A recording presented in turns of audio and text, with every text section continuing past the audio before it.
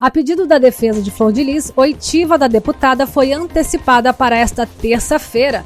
A deputada apresentou sua defesa nesta manhã. Mais uma troca de delegados no caso. Este é o terceiro delegado a investigar o caso Flor de Lis. Advogado da parlamentar, Anderson Hollenberg, afirmou nesta terça-feira que ela não cometeu qualquer ato que afrontasse o decoro parlamentar. O presidente do Conselho de Ética responsável pelo caso sofreu acidente com um avião. Flor de Lis torna-se publicamente investigada por crime de esquema de rachadinhas envolvendo seu gabinete na Câmara. Flor de Lis antecipou sua defesa, que deveria acontecer amanhã.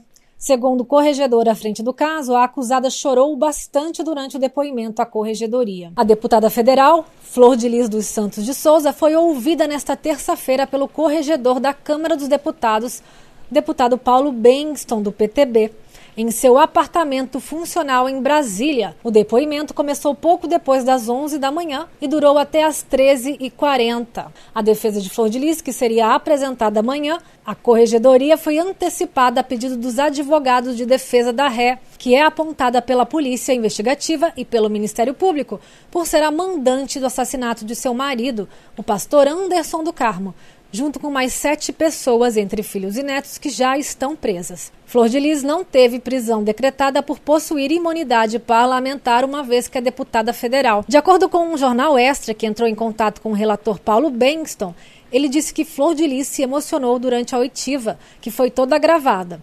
O processo disciplinar é sigiloso. Ela estava tranquila, porém bastante emocionada. Emocionava-se toda vez que citava o caso, o marido, os filhos e a própria casa. Chorou bastante, relatou o parlamentar. Segundo o corregedor, Flor de Lis respondeu a 10 perguntas relacionadas à quebra de decoro parlamentar e denúncia do Ministério Público Estadual do Rio, na qual ela é acusada de ser mandante da morte do marido. Os questionamentos foram feitos com base na defesa apresentada pela deputada na última quarta-feira à corregedoria. A partir de hoje, o corregedor da Câmara terá até 45 dias úteis para apresentar sua conclusão. Mas ele garantiu ao Extra que a corregedoria encerrará seu parecer sobre o caso, que está encaminhado à mesa diretora da Câmara dos Deputados em no máximo 10 dias. O corregedor sofreu um acidente no último dia 14, quando o avião que levava o deputado federal precisou fazer um pouso forçado em Anapu, no sudoeste do estado do Pará. Ao pousar, o avião saiu da pista. De acordo com informações do próprio parlamentar, ele e outros 3 ocupantes escaparam apenas com ferimentos leves. Bengtsson, que é o atual corregedor da Câmara dos Deputados, viajava de Belém para a cidade de Altamira, no Pará, quando o monomotor apresentou falhas e precisou fazer um pouso forçado em Anapu, município vizinho ao destino. De acordo com a foto publicada pelo deputado, o avião fez um pouso de barriga em uma região desabitada. O parlamentar disse que a situação, apesar de tensa, acabou controlada. O susto foi grande, mas nada de grave aconteceu, contou. Paulo também agradeceu as orações ao que chamou de mais um livramento. Voltando a Flor de Lis, na última sexta-feira, dia 18 de setembro, a Justiça do Rio determinou que Flor de Lis fosse monitorada com auxílio de tornozeleira eletrônica. Porém, até o momento não obtivemos qualquer informação sobre a notificação que foi imposta à deputada. Flor de Lis não havia sido encontrada em nenhum de seus endereços para ser notificada sobre a medida protetiva da juíza em favor das testemunhas no caso. Segundo o rito da Câmara, a corregedoria fará uma análise prévia da acusação e, caso a mesa diretora julgue-a procedente, a remeterá para o Conselho de Ética e Decoro Parlamentar para a abertura de processo contra a deputada. O processo, que pode culminar com a perda do mandato de Flor de Lis, teve início com uma representação do deputado federal Léo Mota, do PSL, à mesa diretora da Câmara dos Deputados. A denúncia encaminhada pelo parlamentar foi de que a pastora teve atos incompatíveis com o decoro parlamentar, que refere-se à conduta individual exemplar que se espera ser adotada pelos políticos, representantes eleitos de sua sociedade. O decoro parlamentar está descrito no regime interno de cada casa no Congresso Nacional Brasileiro. A falta de decoro pode se dar pelo abuso das prerrogativas de parlamentar, recebimento de vantagens indevidas ou praticar irregularidades graves no desempenho do mandato que afetem a dignidade da representação popular. O deputado Paulo Bengtsson esclarece que o processo disciplinar não se propõe a julgar Flor de Lis pelos crimes respondidos por ela. Todo o processo criminoso serve de base para o nosso relatório, Mas nossa análise será se houve quebra de decoro ou não a parte criminal. Isso é importante ficar bem claro, explica o parlamentar. O que ele está querendo dizer é que políticos não investigam crimes. Então, é importante entendermos o passo a passo. A Polícia Civil e o Ministério Público concluíram a incumbência que lhes foi imposta, ou seja, a investigação do caso, o recolhimento de provas substanciais para uma possível condenação. Neste meio, suspeitos foram levantados e estão presos, pois, segundo as investigações, podem influenciar e manipular provas, entre outras coisas. Mas um dos suspeitos não pôde ser preso, no caso Flor de Lis, pois possui imunidade parlamentar, uma segurança de defesa maior, digamos assim, no popular, devido à importância do cargo que ocupa. É fácil entender. Imagine assim. Imagine se qualquer acusação de um candidato de partido oposto o acusasse e ele fosse preso antes de esgotarem-se todos os recursos possíveis. Poderia refletir negativamente no sistema organizacional do país. E por isso, e também para evitar perseguições políticas, foi incutido à vida política o decoro parlamentar. Então, a polícia foi até onde pôde. Agora é com a Câmara. Só que na Câmara, eles não avaliam crimes, eles avaliam conduta. É até engraçado isso, mas fica para uma próxima matéria. Então, se a Câmara cassar o mandato de Flor de Lis, ela pode ir imediatamente para a prisão. E se não for cassada, ela pode ir também presa. Do mesmo jeito, só que neste caso demoraria ainda mais. Lembramos também que Flor de Lis foi desfiliada do partido dias após ter sido denunciada e teve sua primeira derrota política.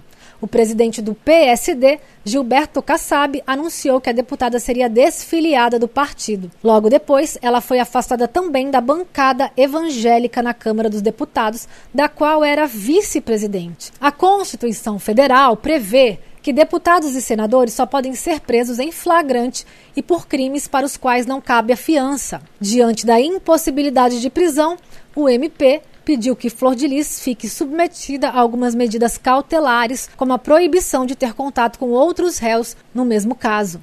Corrupção política. Além das provas relativas ao assassinato de Anderson, do qual Flor de Lis é acusada de ser a mandante, estão sob investigação também, estão sob análise os indícios de rachadinha, quando parte do salário do assessor fica com o político que o empregou.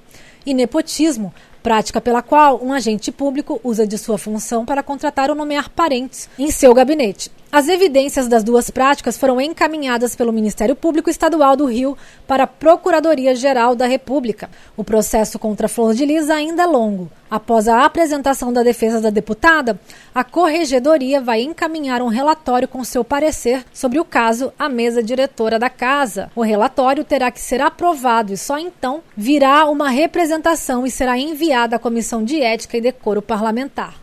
Nela, terá que passar por nova aprovação para, apenas em seguida, ser encaminhado ao plenário.